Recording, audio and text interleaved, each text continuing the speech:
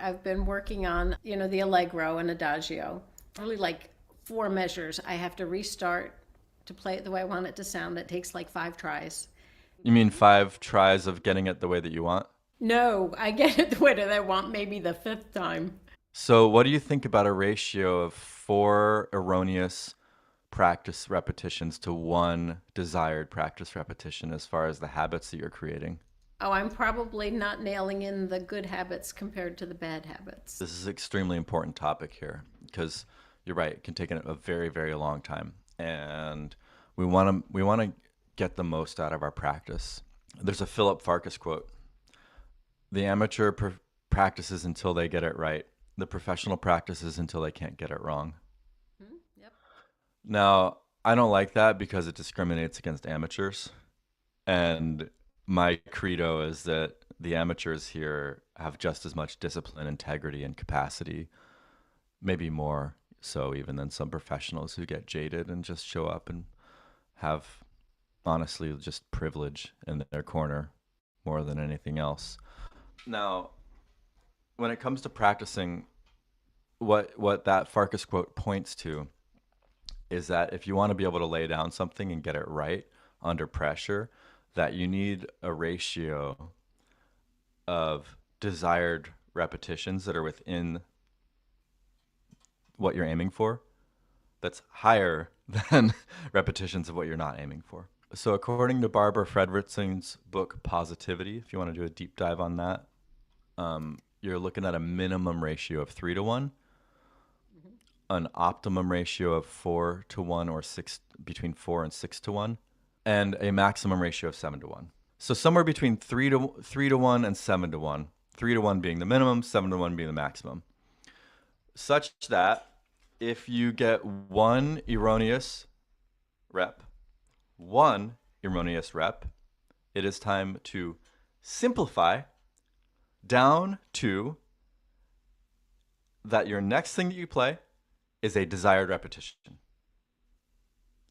One erroneous rep, I'll say it again, you simplify down to something that you are 100% sure that you can get a desired repetition on, and then you get 3 desired repetitions on that.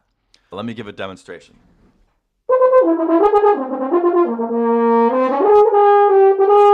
Okay, well, I got an undesired repetition somewhere.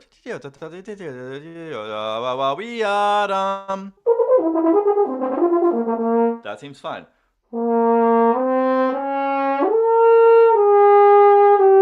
One.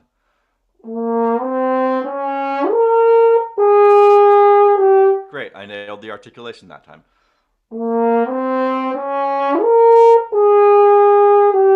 Now I'm going to speed it up. I just reached my minimum number of correct repetitions. Minimum. Let's see if I can speed it up. Great, I'm almost at tempo, but I would need to do that 3 times to be sure.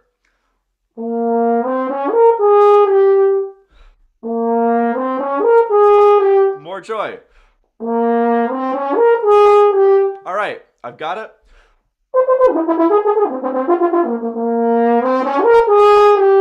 Great. How many repetitions of the correct thing do we have now? Was that one? 1. So at this point, I've got a ratio of 1 flub that came from the original passage and 1 correct time playing it through that passage. Hmm. So what do I do next? Four more times, just like that.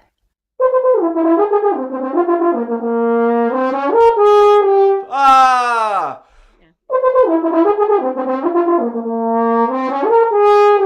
Now can you tell it's starting to It's locking in. congeal.